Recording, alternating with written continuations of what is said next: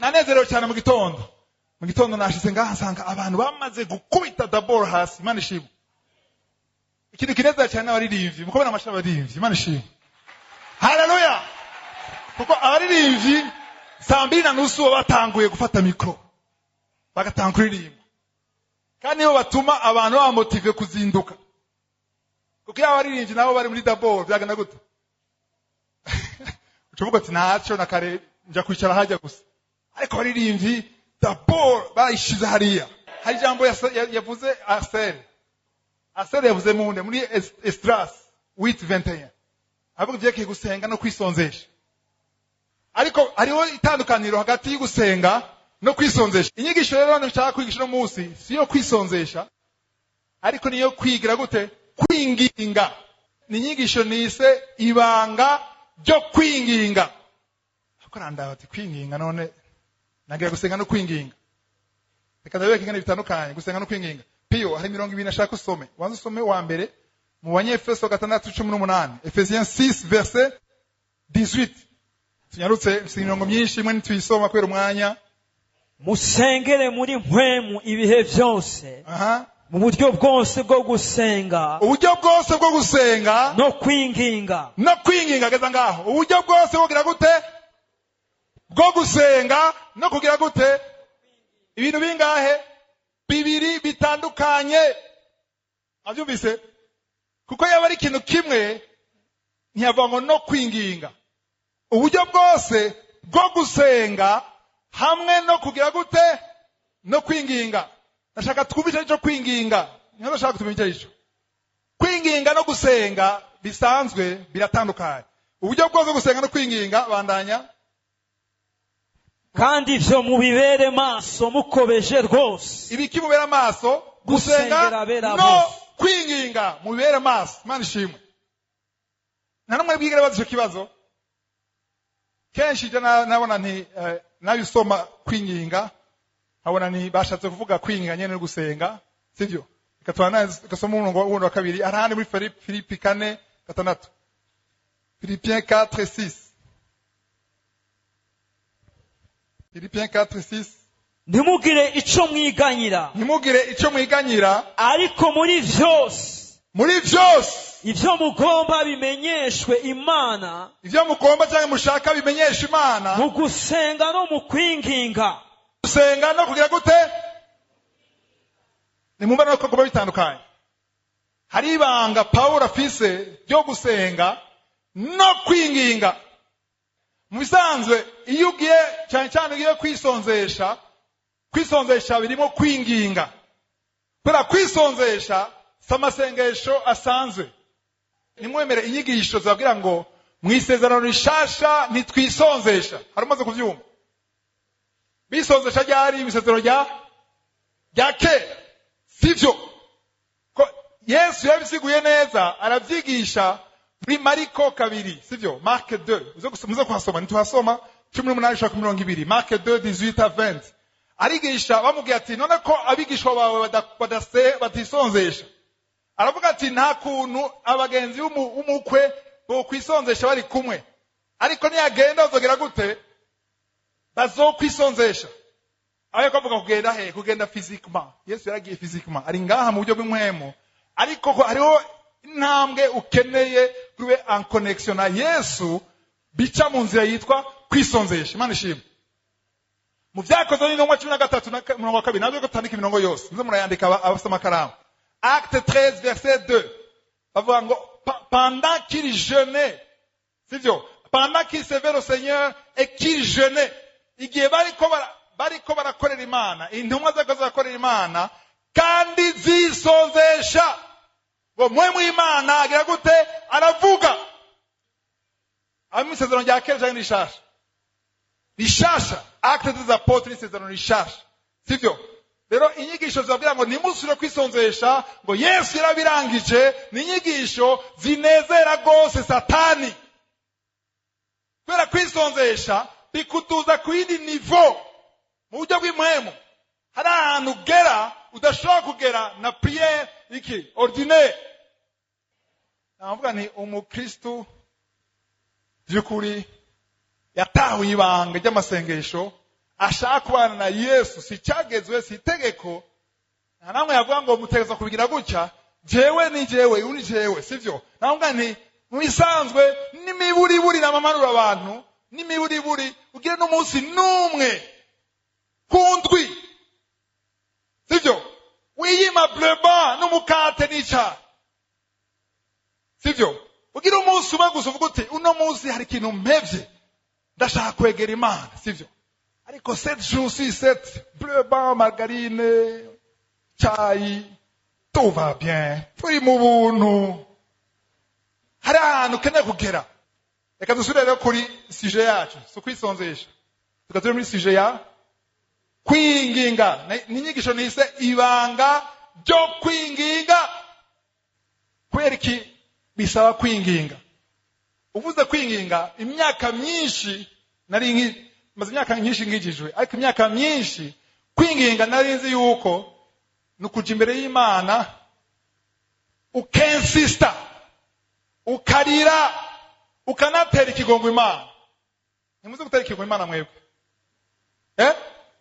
Uri yaranje ukarira hagatota hasi, naho utayafise ukayarondera. Utazi kuyarondera, abazi kuyarondera, sivyo? Hari umugabo umwe nzi yagenda kwinginga, agaca akura ishati, agashirinda kwisima, ko ndinginga.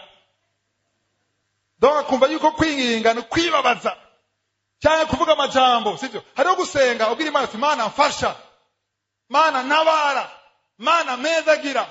Uko no gusenga nivyo, mugaso kwinginga. Kwinginga suko kuvuga uti sindakurekura maka umezagiye, suko kwinginga. Shaka duhindure icapo.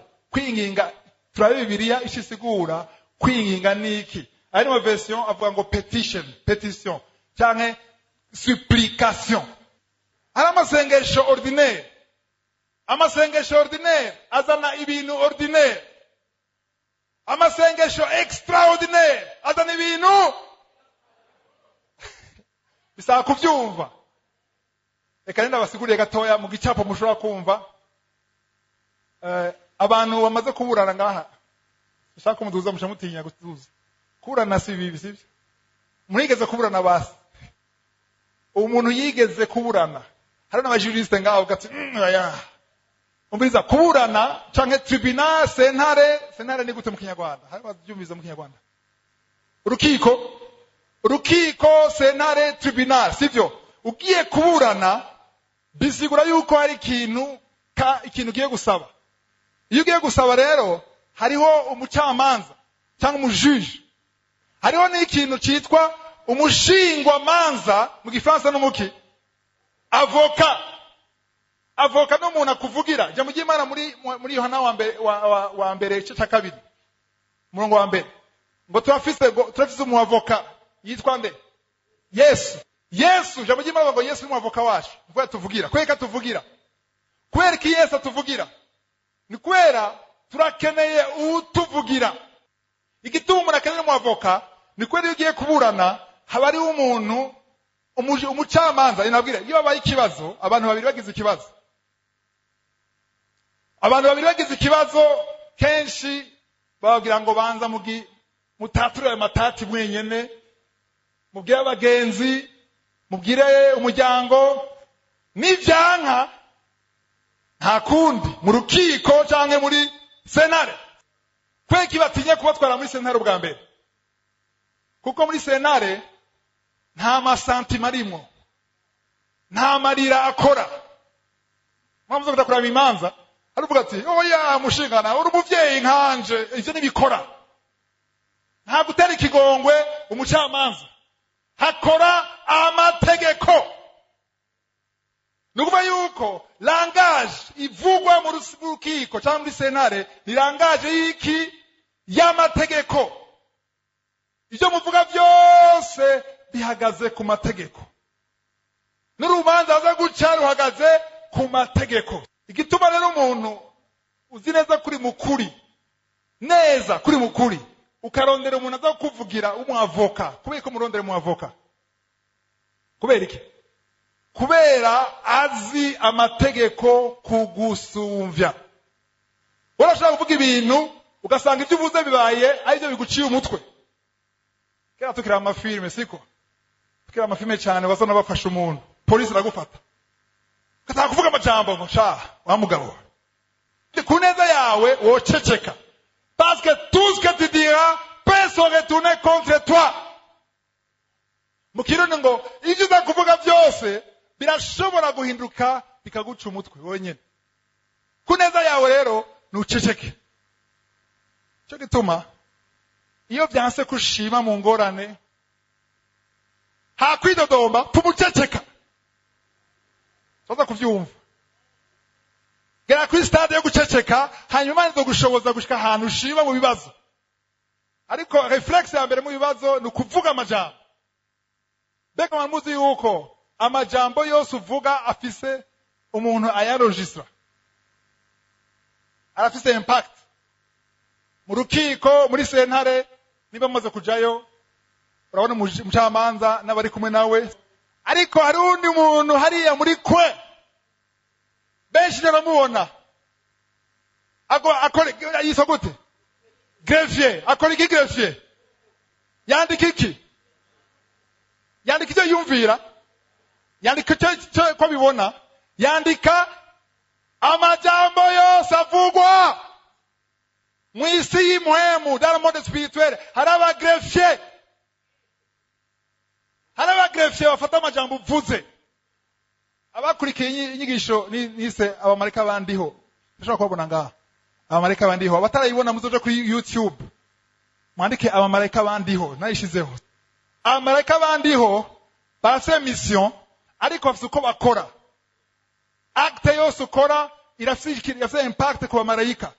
Urashobora kuzibira abamarayika bandiho ntibakore kubera inyifato yawe, cyane cyane imvugo yawe.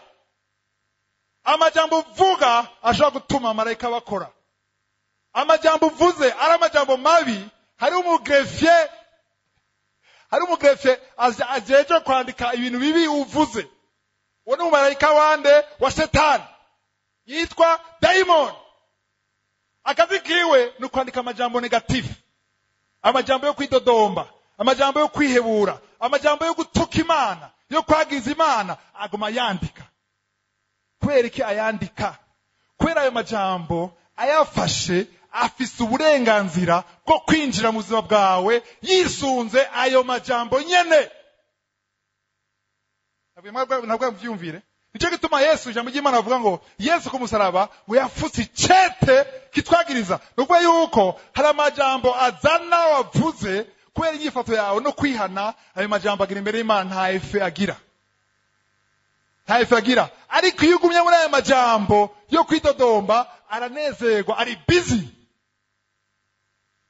Maze kubitahura navuze Imana ndashaka umugreffier negatif ajeje kwandika amajambo mabi, nshaka yayure arambigwe aburi cyakora arondeje yandika bibure, kuko ataronse ibyo yandika nta nakimwe cyo kurega. Kataronse ibyo yandika ntashobora kwinjira mu buzima bwawe parce que wamaze kumugara. Amajambo meza, ibibazo biraje, wabuze icyujya, urakenye, nacubona, uvuti ndagushima Mana wewe wayemye isi n'ijuru, nubwo bisuku bizokwama gutya. Ndashima ko wampaye ubuzima, ndashima ko ukiri muzima, ndashima yuko ahondi siyo narindi imbere, ndashima agakiza naronse. Ayo n'amajambo abe ko arandika umarayika w'Imana. Ayo niyo azaza kukubohora. Imana ishimwe. Turi kumwe? Rero nsubiye gatoya kuvyo amajambo uvuga. Ufise umuntu akuvugira, utamufise ukwiye kuba uzi amategeko. Uno munsi rero mu Mana ntugende ujanye amategeko, ugende ujanye ikintu cyitwa ijambo. Ijambo ry'Imana. Kwinginga ugenda imbere y'Imana uvuga ivyo Imana yavuze. Ariko arandika mwandike yuko mu kwinginga, kweki winginga, hari amasengesho usenga bigakoreka. Sisiko ntunakeneye kwinginga birakoreka. Ariko muri Yakobo 4:3, Jacques 4:3 havuga ngo murasaba ntimuhabwa. Kubera iki? Musaba nabi. ijambo ry'Imana rivuga. Hari ibyo musaba nimuhabwe kuko mwasabye nabi. Kubera iki? Ntimwamenye icyo ijambo ry'Imana rivuga. Ntimwamenye ngene wepo approach Imana. Ugiye kwinginga ntugenda n'amasantima, ntugenda n'amarira. Amarira nivyo. Amarira Imana ishobora kuvuga ati ndaguhojeje amarira. Imana ishobora kumva ayo marira. Mugabo amarira yonyene ntakwiye. Amarira keneye kubakira kw'ijambo ry'Imana. Situation surimwo hari icyo Imana bivuga ko. Nicyo gituma namvuga ni umuntu adasoma ijambo ry'Imana ntamenya gusenga. Nimba ushaka kumenya gusenga, soma Bibiliya. Soma ijambo ry'Imana. Zirigisho uva kuri radio, kuri internet, kuri YouTube. Muri Kanguka deuxième partie inyigisho. Fata karne wandika y'amaverse. Ugeze muhira usuri yasome wenyene. Ko turageza gusoma Bibiliya, uzoyisome Bibiliya yose. No mara kumenya ajya amajambo niyo azogushoboza kwinginga. Umuntu atazi ijambo ry'Imana ntashobora kwinginga. Kwera iki? Ntazi langage yo gusenga. Muri sentare cyangwa mu rukiko ugiye uvuga amajambo yawe. Yandenganije n'inzu yanje. Uhuye n'uwundi az'amategeko neza aragukubita hasi kandi ari inzu yawe bakayikwaka. Kwera iki? Arazi langage yo mu rukiko. Arayizi we ntayuzi. Rero nawe ukeneye kumenya langage uvuga imvugo Imana ishaka kumva iyo ugiye kwinginga. Ikintu cyose ukeneye ndaza ko uburero bukeya. Ndabekana muri Bibiliya abantu binginze nimushaka kwandika Yeremiya uce ca mbere umurongo wa 12. Niho naho tuzasoma. Jeremiya 1:12. Jambo ry'Imana rivuga ngo jewe ndi nyuma y'ijambo ryanje ndarinda. Ndakunda cyane ndarinda ijambo ryanje kugira ngire gute? Ndarishitse. Mu Gifaransa bavuga ngo pour l'exécuter. Nashaka tahure yuko ijambo ryamaze kuva mu kanwa k'Imana, Imana ishaka ko ijambo rishika. Rero iyo ugiye gusenga, ukurasenga winginga ukaza n'amajambo Imana yonyene yavuze. Iyo niyo mvugo abamarayika bumva. Nimuvuge imvugo abamarayika bandiho bumva. Kuko mushobora kuvuga imvugo abamarayika bandiho bumva, cyangwa mukavuga imvugo abamarayika ba Satani bumva. Ngo muhitamwo. Uvuze imvugo abamarayika ba Satani bumva, izo mvugo niyazo bafata. Murabaye uburenganzira bwo kwinjira. Cyo gituma ushobora gusenga umwaka 2, 3, 4 uguma widoga gusa imisi yose kandi wisonzesha 40 jours imisi 40. Kwera iki? Hariho abamarayika ba Satani bafise accès code. Maze ko nambaye amakarte winjizamwo bagusaba code. Iyo code barayifise, barinjira mu buzima bwawe, barinjira mu muryango wawe, barinjira mu bintu byawe byose. Kwera iki? Wabahaye inzira. Wahaye inzira gute? N'umugrefier wewe wavuga ati heraho je yavuze ibi, yavuze Mana wowe waramuhevye ntacumaze, abandi rabahezagira sizisha umuhora. Uze ngo ufumapfa ntazi cyabereye kuri iyi si. Heraho imyaka ibaye myinshi, he byose byayangaye, sinzi ntazi ko asenga, heraho no gusenga yabihevye. Ibyo byose biranditse. Cyangwa ngo wabibonye he byanditse. Nuko mu jambo ry'Imana ngo yafuse icete kitwagiriza. Kwagiriza umuntu nuko icyo cete hari ibintu byanditse ku cete bishaka kwagiriza. Iyo ushima Imana ugahimbaza Imana, ivyo bintu byose kwagiriza birafutika ni byinshi. Nta nakimwe afise, ahubwo amajambo meza uvuga niyo abamarayika bandiho bazana. Bakavuga ati turinjira. Iyo utanga guhimbaza Imana avuga ati turinjira kuko uno muntu ari connected. Asani yashitse. Nashaka duhindura imvugo masengesho. Nabwiye ko Imana irinda ijambo ryayo kugira gire gute rishitse. Muri 20 pio some. Nabwiye ko myinshi tayisoma kwera umwanya. Ndiko niruka n'umwanya, sivyo? Asome muri Yesaya 65:25. 24. Basome muri Esayi 65 verset 24. Maze batarampamagara nzobitaba. Ngo batarampamagara Imana ivuga ngo mutarahamagara Imana, mutaranasenga, ngo Imana nababwire, Imana kwitaba utaranayisenga. imana ikumviriza utaranayibwira. Ariko ikibazo, mbega uyibwira iki? Fo kuraba ibyo ukabwira imana. Bandanye. kandi bakivuga nzobumva. N'abakivuga nzobumva. Yohana wa mbere 5:14-15. Imirongo irakomeye muyandike. Ndakunda abantu bako barandika. Imana ibahezagira. Amen. 1 Jean 5:14-15. kandi ubu ni bwo bushizi bw'ubwoba dufise kuri yo. Nuko iyo dusavye ikintu cyose gihwanye n'ivyigomba itwumva. Iratwumva. Ahandi yanditse mu Gifaransa ngo iratwumviriza. Nize kute. kandi ko tuzi yuko yumva ico dusavye cyose. Ko tuzi ko yumva ico dusavye cyose. Bitumenyesha yuko duhawe ivyo tuyisavye. Haleluya. Mwabyumvise? Ubwa mbere ngo mutarasaba, mutarasenga, ngo sibwo ngo nabumvise, ahubwo namaze kugira gute? Nuko mwankurikira. Mutarasaba Imana izogira gute? Yamaze kugira gute? Apana yabumvise. Niko muri Yesaya bahanze ngo iki? Batarasaba nzobitaba. Imana yakwitavye utarayihamagara. Muri sobe mu Yohana wa mbere 5:5 mu 15 ngo niko ngo musavye ikintu gihwanye n'ubugombe bw'Imana. Amen. Ngo igira gute? Ngo mwamaze kugira gute?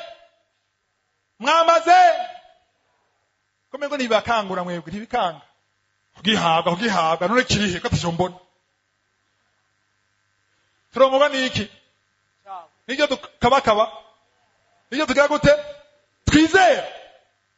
Hagumigire ijambo ry'Imana rivuga ngo wagihawe sinzi ko urasengera. Nimba icyo kurasengera munyuve neza. Nimba icyo kurasengera gihwanye na volonté de Dieu. Gihwanye n'ivy'Imana ishaka guha. Muri Matayo 6:10, Matthieu 6:10, Yesu yavuze ngo nimwasenga muvuga ngo que ta volonté. Ubugome bwawe bube kwisi nkuko buri mwijuru. Ukurasengera akazi, kurasengera umwana, kurasengera umugabo, kurasengera kubohoka, kurasengera gukira. Nimba bihwanye n'icyo Imana ishaka, waramaze, apana uzobihabwa, waramaze. Nigute mwumva ijambo ry'Imana? Sinumva ngene bitabashitura. Je biranyatsa. Yes. Biranyatsa. Kuva mu Mariko 11:24, Mark 11:24. Ngo icyo tuzosaba cyose mu masengesho twizere ko twagihawe. Ariko umurongo ntuhera gutyo. Mwizere ko mwagihawe hanyuma muzokibona. Muzo muri kazoza ariko mwamaze kugihabwa. Mana fasha abavyumva. Ubuzima bwawe buca buhinduka n'abavyumva. Imana ishimwe. Burahinduka. Nusura gukangwa n'imiyaga n'ibihuhusi. Ukuravuga uti urabesha. Naragihawe. Nicanje. Ndagifata nyene. Kirihe ntacubona mbwa kirahari. Kana basigurire. Nabwiye kugira mu vyumve none ahantu bakora ndabangwa yahawe. Nani mushobora kwibaza aho twavuye. Uyu mujene yakora avuga Mugisha namumenye muri 2002. Imyaka hafi 10 y'ubuzima bwiwe yakuriye mu bitaro. Abana kuja kwa muganga mu bitaro. Tutsavi mu bitaro. Umwana wa mu bitaro uza kuramutsa mu bitaro. Umwana atabwa hano muri Bujumbura yose. Umuryango maraso afise ni mu demi frere umwe gusa. Hazi wo mu bitaro handazi. Mubona munacuha ngo ona ma emotion. Sa ma emotion. Hari ibintu byagaragaye byari byishije aryamye. Ajya amafoto nimwe yabona neza. Aryamye hasi hari ibintu byagaragaye. Rero wewe warabibona ubu akababwira akabona ngo anyarutse umujene. Nimuvyumva mwebwe. Nimuvyumva. Hari igihe umuntu ashinga naye bariko arishima. Ariko arirata. Nimuzi kurufa kuvuga. Nta ma emotion. Kanababwire andabona ko benshi aba intellectuel sivyo? Quand même, poirissime. Reka nje muri science. Kana basiguriye muri science, kugira tuvyumve neza, sivyo? Ahanda fuma ndahateba. Twumve icyo ari cyo. guhabwa ikintu utabona. Kuko ngaho utawumvise fuma mpagarika nsubire kwicara tubanaye dutahe.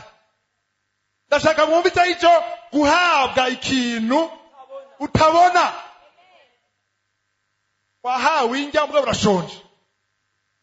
Wahawe umwana bakwita ingumba. Wahawe umugabo bakwita célibataire endurci.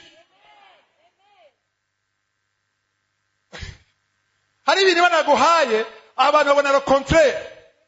Igihushane bakabwira igihushane Satani agaca confirma na kashe bijanye n'amajambo wavuze ngo hey kundi basi nofuma nja mwijuru basi ho simbure vyose. Ashaka vyukuri abajya ba greffier ba Satani babura ico bandika kuzima bwawe.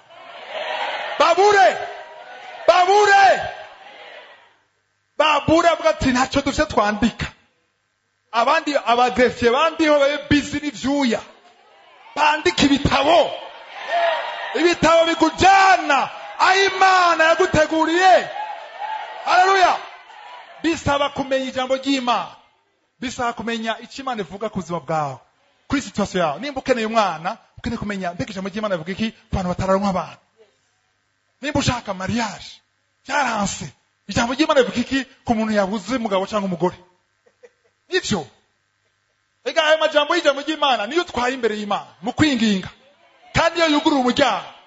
Nimba ari ingwara yanse gukira, Mana umusongo uranyishe ntibikwiye, menya icyo ujyana ugikure mu ijambo ry'Imana, ugiterure ukijyane ku ntebe yera imbere y'umucamanza mukuru. Haleluya. Baba Grace avuga ati yaduhinyuye basha twandika iki katumuhebe turondere yuni ntaguheba barakurindiriye gushika upfe. Uko nimba ari umuntu ari persevera ni Satani.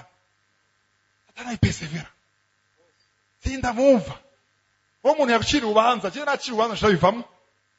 Ariko agumaho tu. Ashaka kwibaza umuntu abwira Yesu Kristo umwana w'Imana ngo pfukamira. Ashaka kwibaza en personne.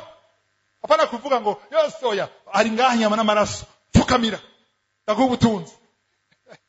Reka tubandanye nje muri science rero sivyo. Science ko ni ibintu byumvikana anavuga ndivyo ego. Na Yesu kenshi aravuga iki? Ntiyavuga science mwavuga la nature. Ibigaragara murabindogobwa musukoni.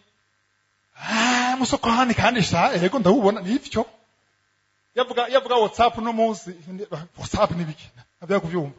Kandi muri science rero sinshaka kwaza abantu base television yabo mugabo mwese mumaze kubona television. Utarana television yinda ngaha muri 2018 quand même 2019. Rero television harimo science irengera ubwenge by'amaso akwereka, ariko aba scientifique bashaka kubikwereka utabibona kandi ukabyemera. Hariho chaîne ngavuga chaîne nka zibiri. Hariho chaîne yitwa France 2 na chaîne yitwa CNN sivyo. Hariho France 24 na mashene menshi sivyo. Aho muri iki kibanza turaguze television turayize ngaha. Turagiye kuri Tele10 turarishe câble chup television ngaha ki écran. Super Sport, fate Super Sport sivyo. Championnat rugby Super Sport sivyo. Okay, ushaka chaîne yitwa nde? Super Sport. Warihe amashene ashika nka 30 yose wayarishe. Muri amashene warishe harimo France 2, harimo France 24, harimo ya Burundi, yo mu Rwanda, hari amashene menshi. Mugabo muri umwanya particulier hariho umupira utanguye sivyo muri Afrique du Sud, championnat du monde yande ya rugby. Dushaka kwiraba en direct. Turinga ibujumbura tugaturabe umupira ukurabera Johannesburg muri umwanya nyene. Ariko darishe muri Tele10 amatara turayafise, écran iringa, câble iringa, décodeur iringa, mugabo écran iri vide. Muri umwanya iri vide yatanakime kigaragara. Hariho muri kibanza ahanyene hari amashene menshi ariko aranyagara ngaha tutabona.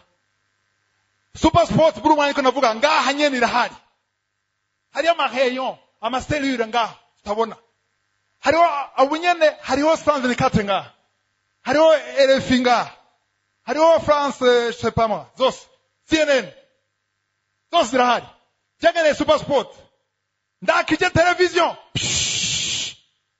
ariko hariho code, vuga uti code, hariho nimero ya Super Sport, hariho numero ya France 24. Nimba shaka kuraba France 24 mu France muri Paris, hari amakuru yako navugwa hariya, n'ubu nyene niko navuga hari amakuru. Nimba narishe ibintu byose fyonze igiharuro cha France 24, iyi television kubera action nakoze irafise ubushobozi, irafise capacité yo gucakira France 24 igaciyizana muri écran mugaca muyibona. Suko France 24 yatanguye ntakije, yari kwiraba n'ubu kwiraba n'ubu ikwiraba mbwa nawe mubona, ariko hariho action okora umunyembwa gaca muyibona ahanyene puf. Icyo yakoze ni iki? Ino television na action akoze no kwasa no kugira amakode vyatumye ivyari mu kirere bitaboneka n'amaso biza kuri ekra, namwe mukabibona n'amaso. Byari biriho, ariko byari bisaba action yiwanje. Iyo usenze ukinginga, hari ibintu by'iwawe bitaboneka, nawe navyo ubona n'amaso, n'ababanyi navyo babona, ariko niwasenga ukinginga ukihangana ukatura amajambo meza, isaha Imana igeze hariho mekanisme icakira ibitaboneka ikabikura muri muisi itaboneka ikabishira mu isi iboneka, biva muri monde invisible bikaza muri monde visible. Amasengesho no kwinginga akwega ibiri muri monde invisible bikaza muri monde visible. Mo bitahura nimwosora kwiganyira nimwe ico kigabo kirihe, deja vuze ko ico kigabo wavyishe. Ko ushaka kigabo ushaka umugabo avuye ku Mana, ntaboneka nta nagacu uko bivuga, ariko arahari. Hariho action ukora agacava muri monde invisible akaza muri monde visible. Waraboshwe n'inzoga.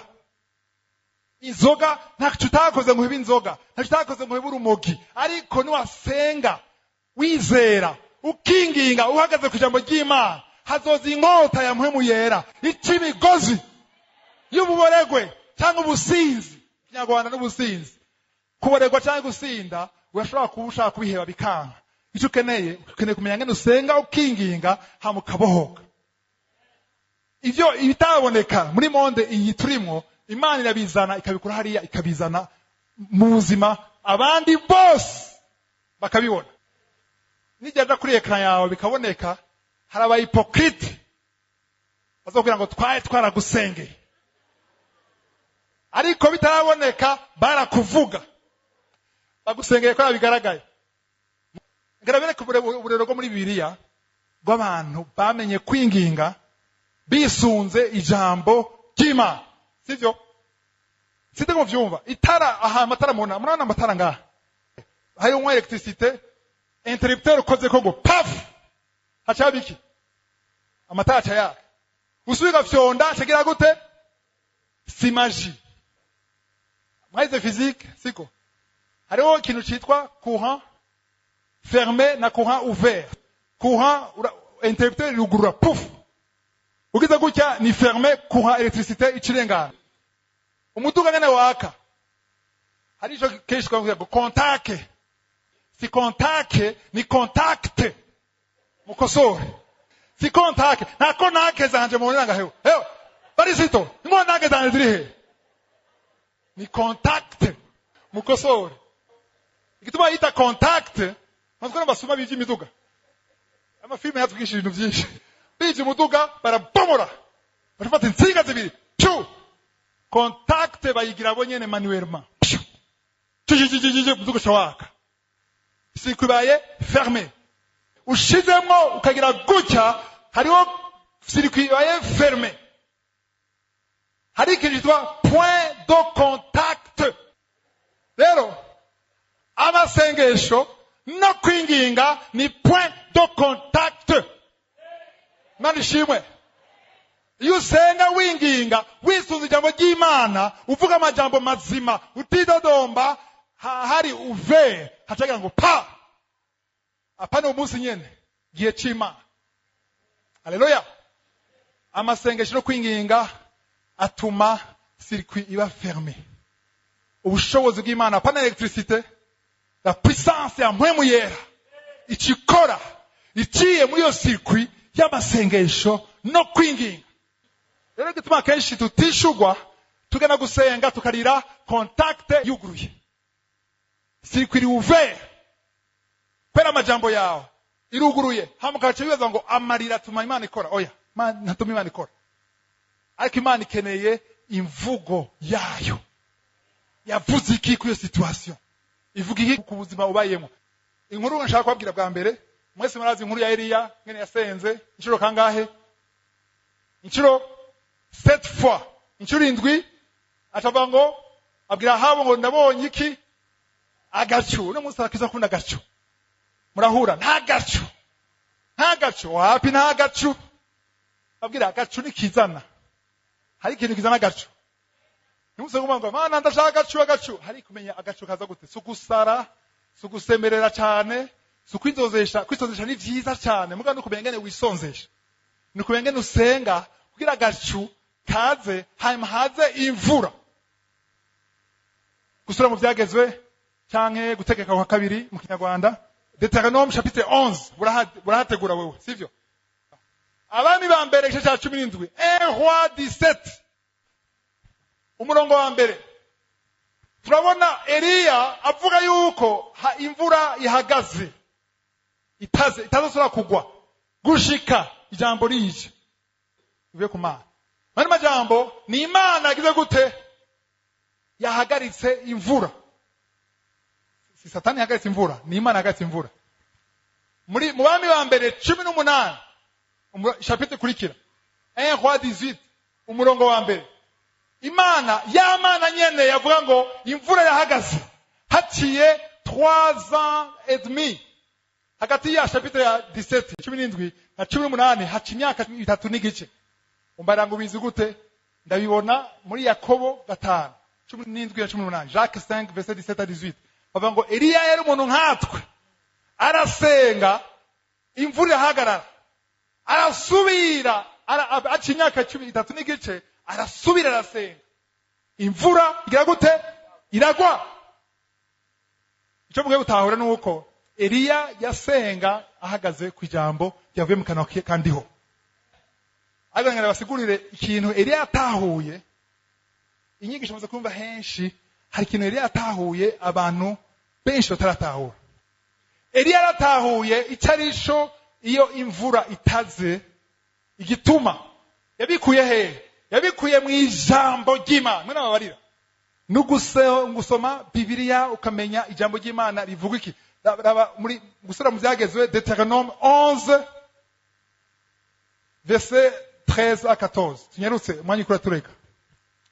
Maze nimwagira umwete wo kumvira ibyagezwe mbagera uyu munsi, mugakunda Uhoraho Imana yanyu, mukamukorera mubehereje kw'imitima yanyu yose n'ubugingo bwanyu bwose, igihugu cyanyu azokirekurira imvura mu bihe byayo, imvura y'agatasi n'iy'urushana, kugira ngo mubone kwimbura amasaka yanyu n'inzabibu zanyu za vino n'imyelayo yanyu y'amavuta. Naho geza ngaho Imana ikurababwira ati nimwanyubaha mukagenda ko nshaka nzobasurika ko imvura nyinshi.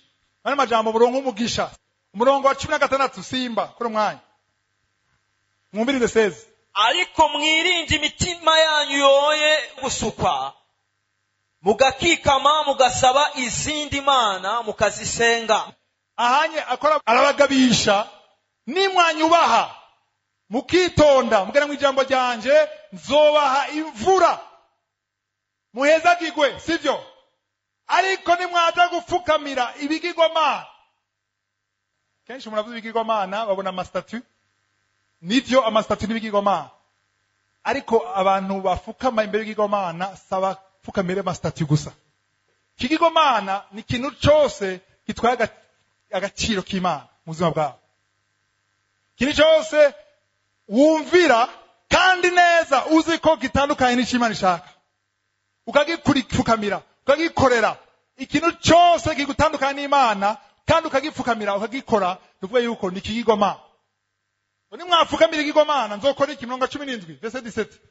uburake bw'Uhoraho bukabaziriringira, agakinga ijuru kugira ngo imvura ntigwe, isi ntibe ikimera ko ibintu, ukazohava muhona bidatevye, Imana ishimwe, mugashira mu gihugu ciza Uhoraho abahaye. Amen. Tugendere muri Abami ba mbere 18. Mwabikurikiye, hari ibintu Eliya yatahuye. Ngaho yatahuye yuko imvura, Imana yavuze ati stop, vuga nta mvura isura kugwa. Kubera iki? Hari igituma bari bakoze biki? Bavuye mu nzira y'Imana baja mu bigirwamana. Imana ishahagarika imvura. Murongo 18 rero, murongo wa mbere, igice 18 murongo wa mbere, 1 Roi 18 verset 1. Soma murongo wa mbere. Hashize igihe kirekire ijambo ry'Uhoraho riza kuri Eliya. Ico kirekire ni na myaka 3 n'igice. Hari mu mwaka ugira gatatu inzara iteye. Ritigenda wiyereke Ahabu nanje nzorekurira imvura kw'isi. Ico kintu Imana yamusavye cyagiteye ubwoba. Ahabu mwaza kumva umugore yitwa Jezabeli. Umwe Eliya yacatinya. Yari amaze abaprofeti yabishe bose. Uwo mugore ni umugore wa Ahabu. Ahabu yari umwami wa Israeli. Yari umugore wiwe abantu bica, bapesekita, abavugisha. Imana ikatubwira ati genda umwiyereke. Inga suicide. Genda umwiyereke hanyuma umubwire ko imvura. Musome gato ya muraza kuhasoma. Muze gusoma nimwashaka muhira, muze gusoma chapitre 18 yose. Muze kubona yuko bwa mbere Eliya yabanegire n'ubwoba ati ahubwo ahanshi ubutwe. Ariko ngo genda umubwire imvura yaguye. Ariko nashaka tumva ikintu kimwe. Abasomye ino nkuru, inyigisho nyinshi zivuga ngane gusenga bizana ubushobozi n'ivyo yasenze kenshi, ariko Eliya yagumye yibuka Deuteronome 11. Gusura mu byagezwe 11. Kweke ndabivuga, yaratahuye yuko imvura yarataze. Ino mvura mwumva ikintu kimwe. Cuga ntaco kazo twe twifitiye imvura mu Burundi, si imvura iyi fizike uno munsi kiravuga. Sezero rya kera ni gitutu. Givyo turi muno munsi. Imvura ni ishusho y'Imana yateguye. Y'Imana yateguye biri mu ijuru. Cyo Yesu yavuze ngo nimusenge muvuga ngo ivyo wateguye mu ijuru bibe kwisi nkuko biri mu ijuru. Rero hariho ibintu Imana yaguteguriye. Hari imigisha Imana yaguteguriye yataze. Iri bloke mu kirere. Bisa yuko huguruka. Ni huguruka bizomanuka. Eliya yarabitahuye bino bintu. Abana bivuga ko yatahuye simbira ku murongo uja ku murongo kangayo. Cha ku murongo wa 19 verset 19. 19.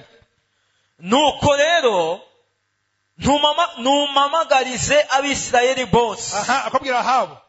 Bakoranire ku musozi Karumeli. Bona bakamenyi ba Bayali uko ari 450. Geza ngaho gatoya. Iyo nkuru murayizi, yabwiye ngo hamagara ba profete bose ba Bayali bamwafukamira ibigirwamana. Bahamagare bose tugire competition turabe ufite Imana ikomeye. Ariko mission Eliya yari afise yari yogira gute?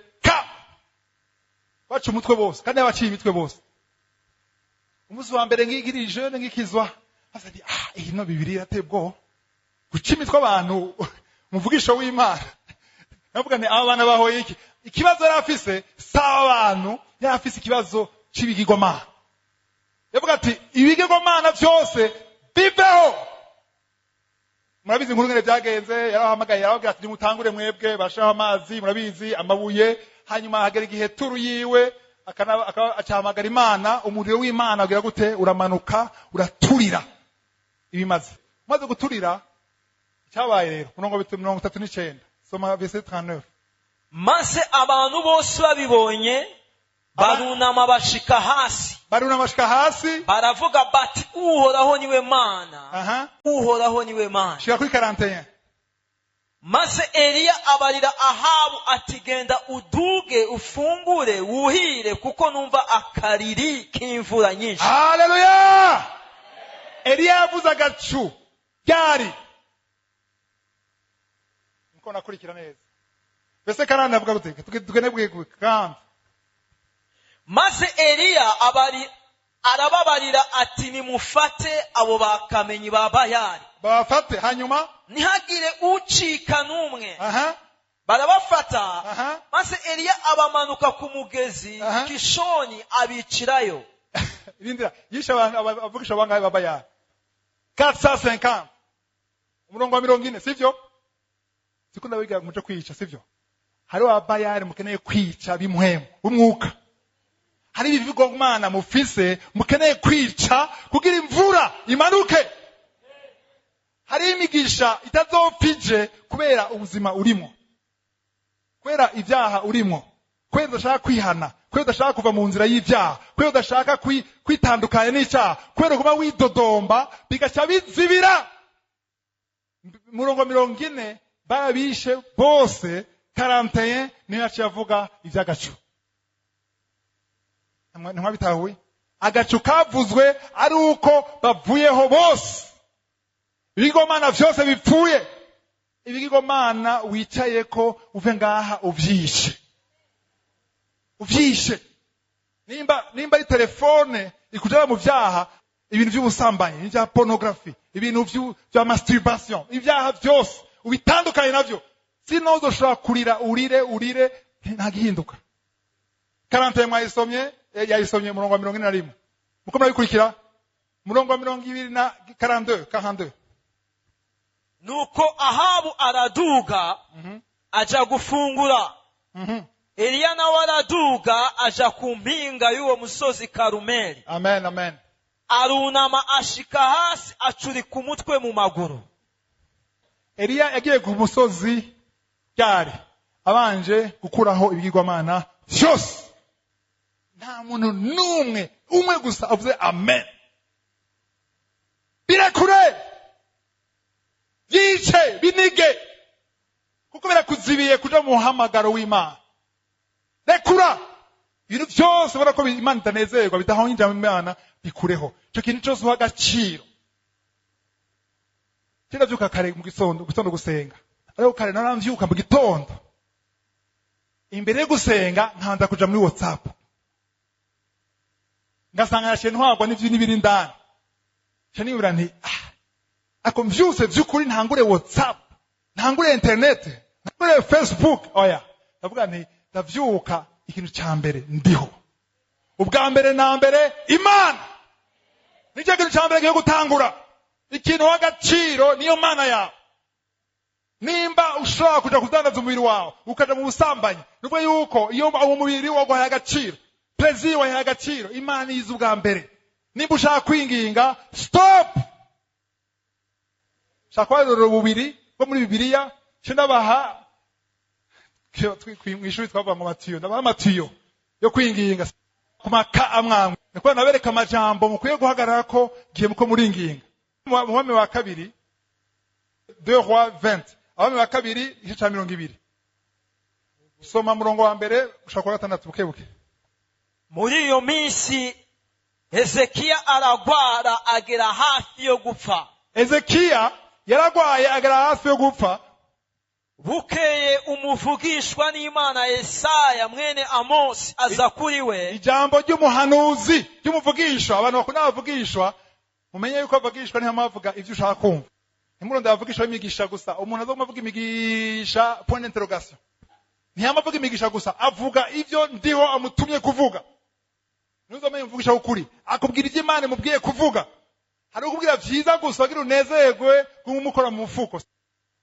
Ni benshi. Siniko nabatwengana, je nange nabarushije mwese kuri kunyuma bavugisha. Nayitsurunyarutse inyuma yabo kwera nayi desespere. Ariko naratawe yuko nkene ijambo rivuye kuri ndiho. Murongo wa kabiri yamubwiye gute? aramubwira ati uku niko Uhoraho agize ati tunganya ivyo mu rugo rwawe kuko ugira utange utagikira. Ezekiya aragwaye araremvye, haje umuvugishwa aranezerewe, wagira mu ijambo ugiye gukira.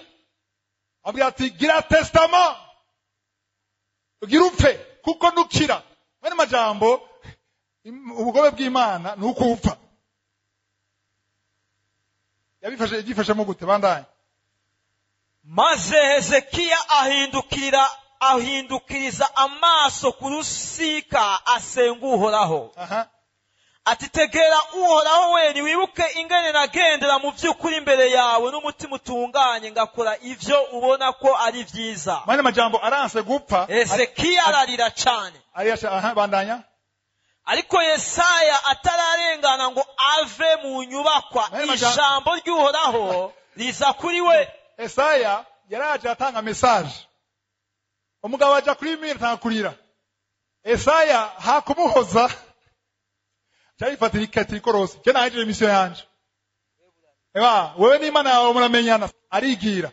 Ezekiya ariko ararira yinginga. Kurira ni kimwe, ariko yaringinze akora ku mutima w'Imana. Hari ahantu yakoze. Yavuze ngo ibuka yuko nagiye mu kugororoka. Ahanye yazanye Proverbe 10 verset 27. Nukumenya amajambo bw'ira Imana. Niyavuze ngo ibuka Proverbe. Yavuze ibintu bijanye n'ijinja Imana yavuze. Muri iyo Proverbe bavuga ati abantu bazobugororoka ngo nzobongera iminsi yo kubaho. Imana cyamagara Yesaya. Demitu. Akiri kwirembo. Demitu. Hariyo isengesho ryo kwinginga ritumye ndakugarura. Subira inyuma. Nari nasinye none ndagize gute? Ndasinyuye. Kwera azanye ijambo, avuze langaje numva. Avuze ivugo numva. Imana ishimwe. Cyana mavuga nti je yomba Ezekiya chansezera nkaga testament. Kweri. Kuko Imana yaremye isi n'ijuru. Irinze ihitamwo yonyene. Ngo taha. Harageze kutaha. Oya chaka umuzukuru taha. Sindarongora taha. Sindagura umuduga taha. Imana ivuze ngo taha ni taha. Ariko Satana avuze ngo taha sinzopfa nzobaho. Namamaze. Haleluya. Satani yavuze ngo taha arabwira ati wowe nta droit ufise yo kumbwira ngo taha. Ariko ndio avuze ngo taha. Kweki ndivuga ngo je yomba we nakwemera gutaha. Kuko ubananije usoma. Usome igice cya kabiri. Uyezekiya ari umwami wa Israeli sivyo? Imana monge imyaka ingahe? 15. Ndakwifurije kutasaba 15. Kuko iyo 15 yaravyaye umwana yitwa Manase. Yaje kumenasa Israeli. Kuko apfuye ati imyaka 15. Manase akirakana niko kaciye kagira kikamusubirira. Karaba umwami arageragera arakura. Manase ibintu yakoreye Israeli ese yawabonye. Hageze ahantu batanga ibimazi baha Satani baturira n'abantu. Hari abayigigomana biteye ubwo ibintu bibi Imana irashavura. Manase yabyaye umwana yitwa Amoni nawe yiraza ari kwa kundi kwase. Bagiye kuranga hengwe haje umwami yitwa Josias. Ivyo byose muzo bisoma muzo gusoma. Siko nababwiye inventa. Hariho 50 ans, plus de 50 ans de souffrance. Imana yashaka kweparanya Israeli. Nimuze muragobera Imana. Rondera kumenya icyo Imana ishaka. Apana icyo ushaka wewe. Uwo ni wa mbere. Wa kabiri nawe. Shaka kwereka abantu binginze bavuga imvugo Imana yumva. Tuje muri gusubira kuvayo. Exode. Nyerutse. Exode 32. Notatu na kabiri. Murongo w'icenda kushaka 14. Bo anashaka kwega tumbirize ko kenshi maze kubona ko iyo akora soma hari igihe abantu kwatahura. Hari ikintu Imana yafashe decision. Abanya ba Israeli bavuma bitodomba. bavuga amajambo imana irababara. Mwari muzi ko ari igihe ukora ibintu imana yagira ahantu ivuga ngo yicuza. Uribaza ibintu imana iricuza kubera iki abantu ushobora kuvuga ati Mose uranyubaha ngira mfute abantu bose ndabarigita nabice bose wewe usigare muri wewe ngire uruvyaro rwiza. Mose ushobora kuvuga imana akavuga amajambo yari yose, ariko Mose yarasenze amasengesho yakozeko byatumye imana yigarura. Kweri iki hari imvugo yavuze katura amajambo yavuze nongwa w'icenda manuka gushaka 14 Uhoraho arongera abarira Mose ati abo bantu ndababonye ico barimwo nabahinyuye n'abantu batagonda izosi. None rero upfe kundeka gusa uburake bwanje bubarurumbeko mbahonye, ariko weho nze nguhindure ihanga rikomeye. Ugeze he this bandaya 11. Mose atakambira Uhoraho imana yiwe. Mumbirize, Mose aratakambira Uhoraho. Nabyo yuko gutakamba nibikwiye nukumenya amajambo uvuga igihe uratakamba. Atakamba Uhoraho ibwira gute? Ati mbega Uhoraho niki gitumye uburake bwawe bururumba ku bantu bawe wakuje mu gihugu ca Egiputa ububasha bwinshi n'ukuboko kw'inkomezi. Bandanya. Niki cotuma umbirize neza, niki cotuma uha abanyegiputa kuvuga, abanyegiputa cyangwa abapagani kuvuga ngo kubateza ivyago niko kwamutumye ibakura ino. Haleluya. Ngo ibatsinde mu misozi miremire. Yashize ahantu imana. Abanyegiputa babonye ugura icyaha gitukura, nibabonye umanuye umuriro ukabica bazogusuzugura bagutwenge bavuga ngo ya mana kumbe batwatse kugije kubica. Mane majambo Mose dugije iki icubahiro c'Imana. Mbega ikura senga duziki bezo yawe ivyo wifuza, barantwenga baransuzugura baramvuga barancisha mu ijisho byose bihagaze kuri wewe, ari n'amasengesho adakanga Imana. Ariko mu byo usenga byose wamushira imbere icubahiro c'Imana. Imana ishimwe. Cyo cyambere yakoze gikomeye amasengesho usenga. Nivyo urashaka akazi keza, mbega ushaka gaburira abana bawe gusa cyangwa ushaka n'Imana y'icubahiro? Mbega Imana yafise uruhara mu by'ukuri asengera, mu by'ukuri arondera byose. Imana yafise place. Mose ntigeze avuga ngo bazodutwenga twebwe, bazonwenga jewe Mose n'amajambo navuze nzomaramara sio kuja imbere yao. Oya, si jewe ni wewe. Icya kabiri yavuze 12. Endase nushire uburake bwawe bw'inkazi wigarure ntuteze abantu bawe ivyo vyago. Ndashaka mumbirize neza 13 naho 13. Niwibuke Aburahamu na Isaka na Isirayeli. Wibuke nde? Abraham, Isaac na Israel. Ariko yibutsa Imana amasezerano. Mbega Imana amasezerano ifite kuri wowe. Ukwiye kuyamenya mu masengesho no kwinginga uyaduze imbere y'Imana. Uvuze Abraham, je nakunda kwisengesha isengesho, sivyo? Abraham, Isaac na Yakobo ni sezerano Imana haye Abraham. Iryo sezerano rero ryaciye muri Isaac na Yakobo. Yakobo ninde? Ni Israel.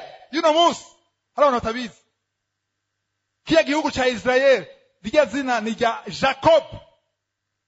Amasezerano uno musi abizera bose tugendera amasezerano ya Abraham na Isaac na Yakobo, siko? 13. Niwibuke Aburahamu na Isaka na Isirayeli abasavyi bawe, abo wabariye wigize indahiro. Uti nzogwiza uruvyaro rwanyu rungane n'inyenyeri zo kwijuru. Amen. Kandi iki gihugu cyose mvuze nzogiha uruvyaro rwanyu bacegukire ibihe byose. Murongo wa 14. Nuko Uhoraho arigarura ivyo vyago yari yavuze guteza abantu biwe. nuko uhoraho arigarura, il se repentit du mal qu'il avait déclaré vouloir faire à son peuple. Mbega yari yihenze? Oya, hari amajambo yo kwinginga yakoze ku mutima w'Imana. Nukumenya amajambo uvuga. Amasaha arageze, siko? Nagamye amatiyo, arashaka amatiyo.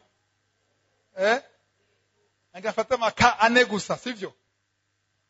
Amatiyo ndisoma ku mwanya uragiye, siko? Amirongo ngenda bahe. Umuntu ashaka kugira mariage.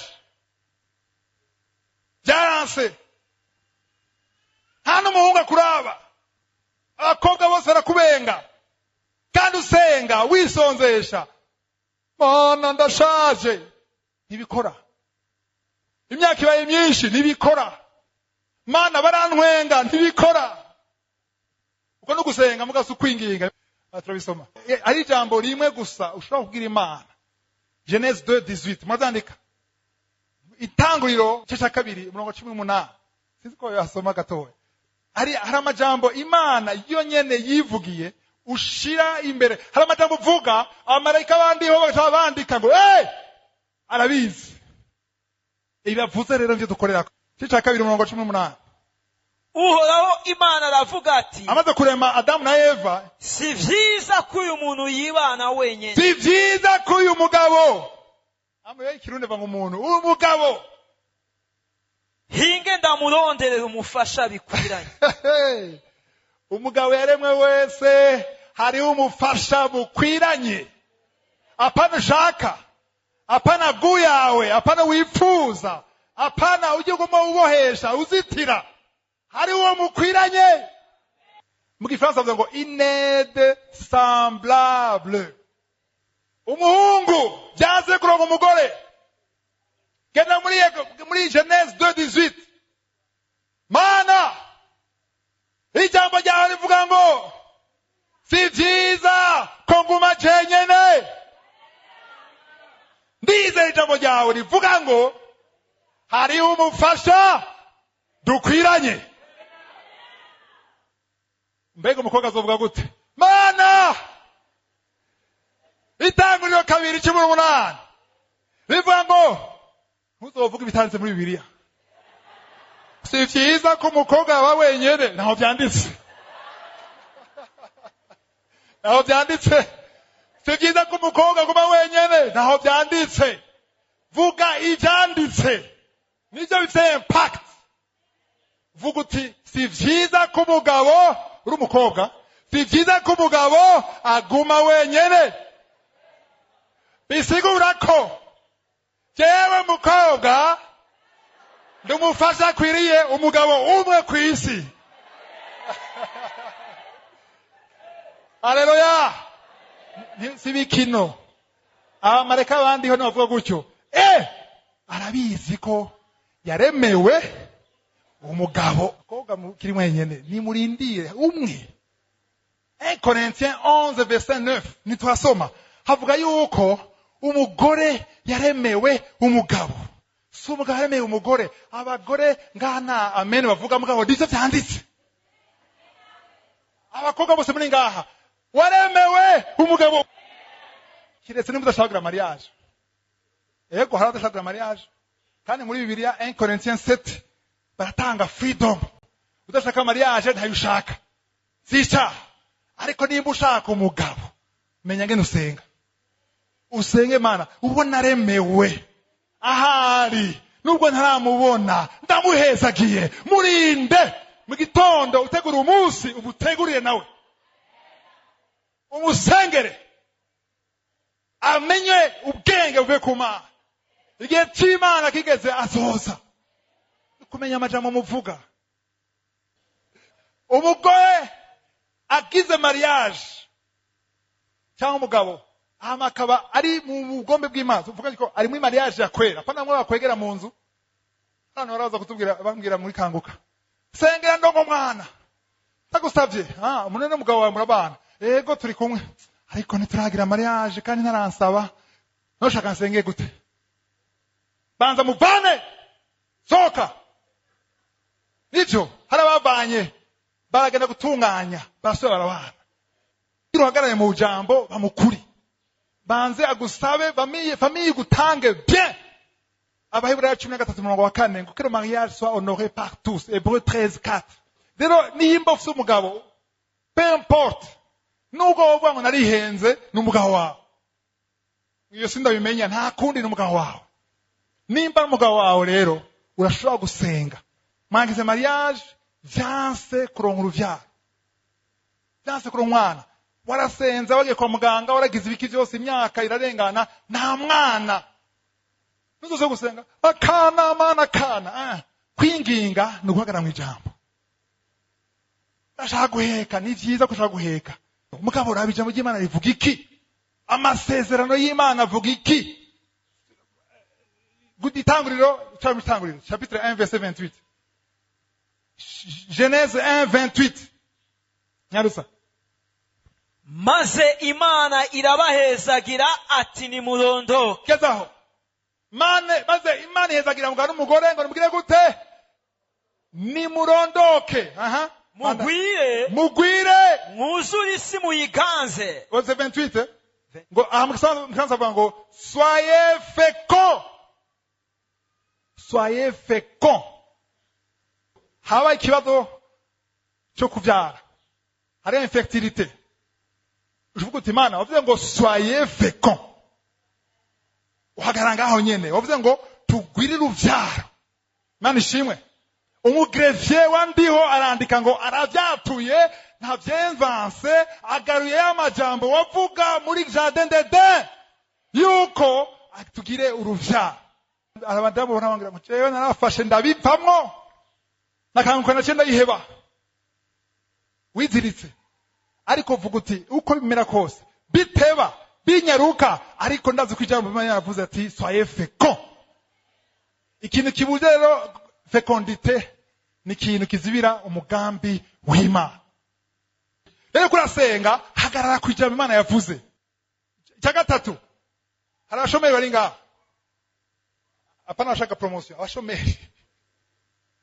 abashomeri basabye indaro baburara amajoro abiri mutajya kandi uri umwana w'Imana wizera. So andika Proverbe 10:3 umugororotsi ntazokwicwa n'inzara. Hagarara kuri amajambo nyene ayo majambo niyo duza imbere. Mana mbega si wavuze ngo umugororotsi ntazokwicwa n'inzara. Psalm 37 verset 25 Daudi amajambo avuze jewe sinigeze mbona umugororotsi asega cyangwa uruvyaro rwiwe. Ayo n'amajambo akora ku mutima w'Imana. Hébreux 10 verset 38 Abaheburayo 10:38 ngo umugororotsi azobeshwaho n'umukate. Oya niki ukwizera ni wizere yuko aya majambo agucira inzira. Uragwaye ingwara yanse gukira. Yesaya 53:5 amaverse 4 sivyo avuga yuko mu gukubitwa kwa Yesu mu mishishago ya Yesu zangoni yakubiswe zose sukora Yesu yarananiye kwidefanda. Iryo jambo uyu murongo ndabahaye 53:5 avuga ngo igituma yakubiswe ni kugira abizera turonke iki gukira apana kutagwara sivyo. Benshi baravuga ngo bakije ntibagwara c'est faux. Naho vyanditse ko atagwara. Epafrodite yakorana na Paulo yaragwaye agera muri koma ahakwa no gupfa. Paulo wenyene ubwiwe yaragwaye mu Galatiya 4 ngene yaje yaragwaye. Timote yaragwaye. Abantu bose baragwaye ariko ngo mu bishago ya Yesu turafise isezerano yuko turonka gukira. Ayo majambo rero niyo hagarara ko Imana ishimwe. Abagalatiya 3:13 Galatiya 3:13 Amen. Havuga ngo igihe Yesu yamwamba ku musaraba yikoreye imivumo yose. Yikoreye imivumo yose. Izo ngwara zose muzi nizo mutazi zose ni konsekansi y'icyaha, ni imivumo ituma haba ingwara. Ariko iyo mivumo yose ngo yageze gute? Yarayikoreye. Yohana wa mbere igice cya 3:8, 1 Jean 3:8 parti ya kabiri ivuga ngo umwana w'Imana yaje gusambura ibikorwa byose bya Satani. Ibikorwa bya Satani Yesu yaje kubisambura. Ayo niyo majambo ukwiye kwatura. Ngiye abantu bane gusa, ahandi bisaba kugira gute? Kusoma ijambo ry'Imana. Haleluya. Bwana asifiwe. Duhindure ngene dusenga, duhindure ngene twinginga. Ntidusenge gusa, ahubwo twinginge duhagaze kwijambo ry'Imana. Amen. Harageze naenje ko 5 minutes gusa, katuhaguruke. Abashaka ko dusenga, dusenge. Imana dushoboze guhindura imvugo, dushoboze kumenya kwinginga, dushoboze kwisonzesha cyangwa kwiyiriza, dushoboze kutiganyira, kutidodomba, kugira abagrefye ba Satani babura ico bandika. Dukwiye kugira amajambo menshi tuvuga, kugira abagrefye bandiho baronka n'ibitabo. Mana ishimwe. Kadusenge. Mana ndagushima kuri ino jambo twumvise. Ndagushima ku muntu wese yumvise ino jambo. Urakoze Mana kutwibukije ko gusenga bidakwiye, ahubwo dukwiye no kwinginga. Ndasengeye umuntu wese ahagurutse hano. Ndasengeye umuntu wese azokumenya inyigisho kuri internet, haba kuri WhatsApp, haba kuri Facebook, haba kuri SoundCloud. Umuntu wese ashaka gusenga no kwinginga, ndasavye umugire ubuntu. Turasavye ubuntu bwawe Mana. Nta numwe yoshobora kutidodoma mu bibazo atari ubuntu bwawe. Nta numwe yoshobora kwica ibigirwamana vyose atari ubuntu bwawe.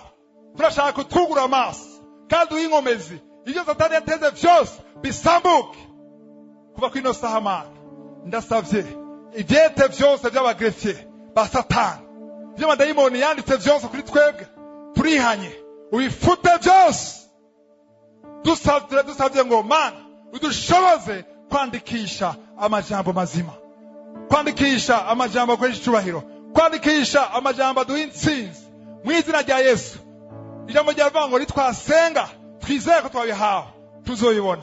Ndizera Mana ko abatari bake babare ngaha, babari i Buraya, babari muri Amerika, abazokumva inyigisho bose ko bagiye guhindura ubuzima bwabo mu gusenga no kwinginga, kandi uhinyota Mana yo kumenya ijambo ryawe, tumenye amasezerano yawe, tumenye dusenga, icyubahiro cyose kibi cyawe ubu niwe idashira mu izina rya Yesu. Amen.